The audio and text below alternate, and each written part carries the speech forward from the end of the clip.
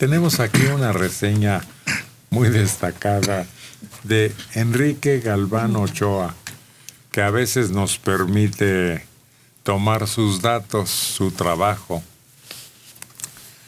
Dice: asalto de Mata. Si no tuviera temor a ser capturado, Emilio Lozoya ya hubiera aparecido en público en algún lugar del mundo. Pero sabe que la Interpol le pisa la sombra. Una juez decretó suspensión definitiva de la orden de aprehensión al exdirector general de Pemex por solo uno de los delitos que se le imputan, pero aclaró que no repercute sobre otros cargos. Se trata de el delito de operaciones con recursos de procedencia ilícita y no amerita prisión.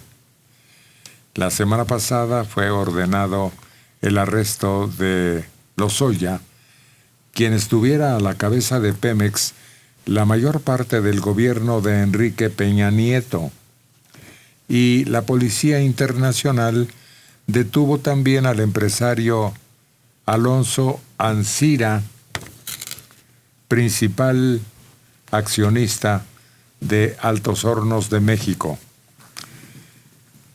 Son las primeras medidas concretas y de alto perfil del presidente Andrés Manuel en el combate a la corrupción, que fue su bandera en su campaña electoral y es su lema de gobierno, aunque aclaró, no se trata de una venganza. El expediente fue iniciado el sexenio anterior. Ahora, yo me pregunto, ¿llegarán las cosas hasta el límite que accidentalmente, bueno, entre comillas, accidentalmente, que accidentalmente durante su búsqueda muriera Lozoya? Es muy difícil. Está muy joven. No tiene por qué morir. Pues no, razón en cuanto a su organismo no, pero ¿por qué él desencadenaría una persecución para la plana mayor del sexenio anterior? ¿Quién sabe cuántos más serían enjuiciados, juzgados y castigados? Pero pues no los veo ellos como matones a sueldo. Es más, no hay antecedentes esto de que eso ocurra. No, es una sospecha. La menciono como si estuviéramos escribiendo una novela. Pero motivos existen. Como mafias, sobre todo defendiendo una fortuna que detentan y una popularidad que es negativa. Fíjate que yo tengo la idea de que una cosa era el negocio que estaban haciendo, por un lado, unos, en cuanto al petróleo, algunos funcionarios, pero que tenían como diferentes negocios, Héctor, como que no era que todos, que se reunieran varios en una sola línea de extorsiones o de dádivas, como quieran llamarle. No, yo creo que había varias. Entonces va a ser muy difícil que puedan con una llegar a las otras. Ahí está pendiente la estafa mayor. Sí. Ahí está pendiente un crimen. Bueno, dos.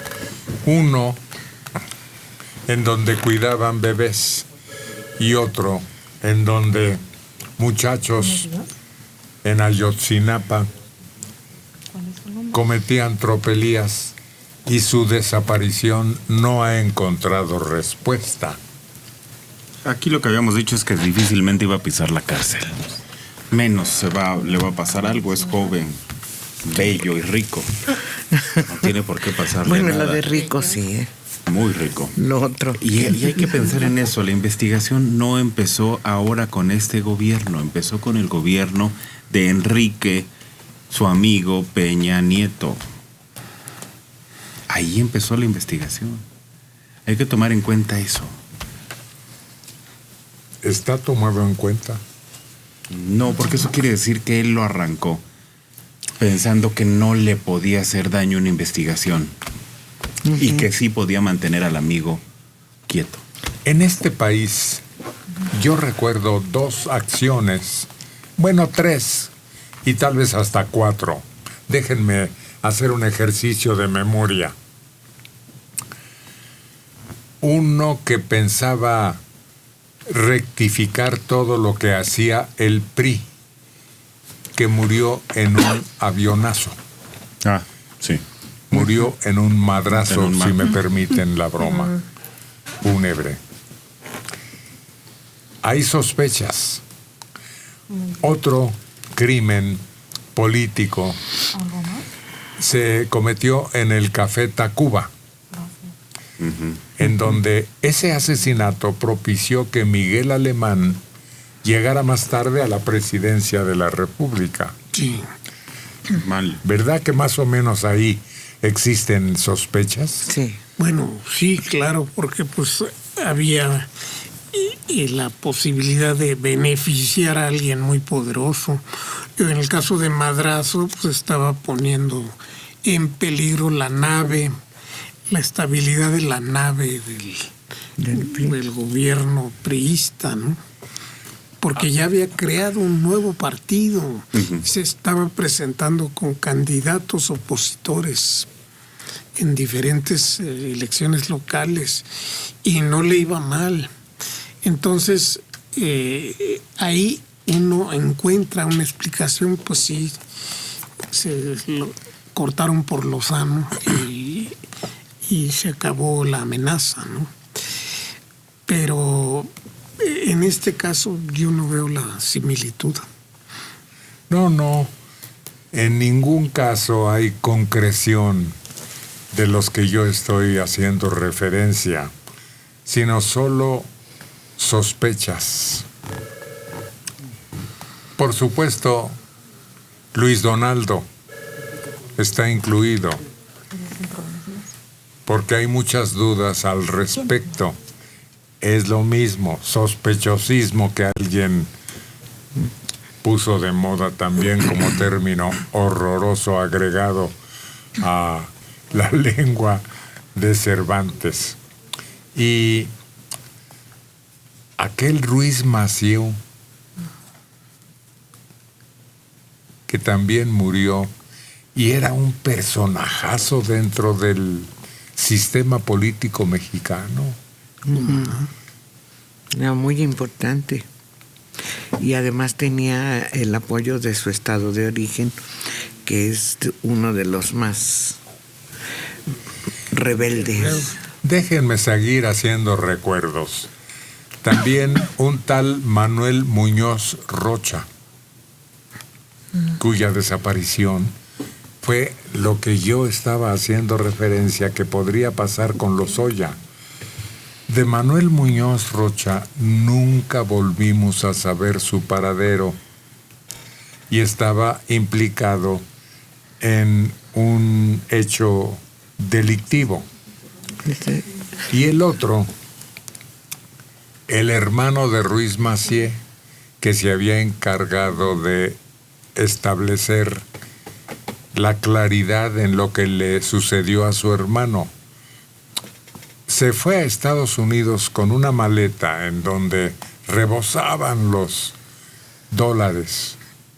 Abrías esa maleta y salían así como expulsados por la presión a que había sometido el portador su valija. Acuérdense que la autoridad en Estados Unidos lo tuvo en sus manos. Y cuando murió, dizque suicidado, nunca vimos la comprobación de ese hecho. ¿no? Y ganó él varios juicios de extradición que le planteó el gobierno de México.